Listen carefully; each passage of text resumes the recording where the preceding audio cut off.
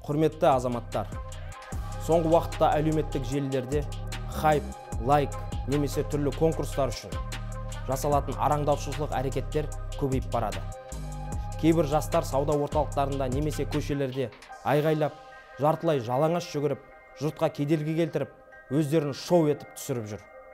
Мұндай әрекеттер үшін заңда жауапкершілік қарастырылған.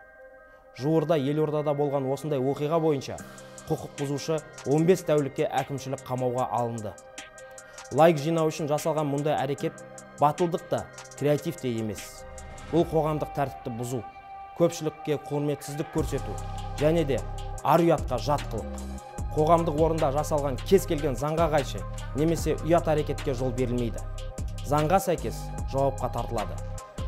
Баршаға, әсіресе жастарға айтарымыз, күмәнді интернет трендтерге ермеңіздер. Өзіңізді де, айналадағы адамдарды да құрметтеңіздер.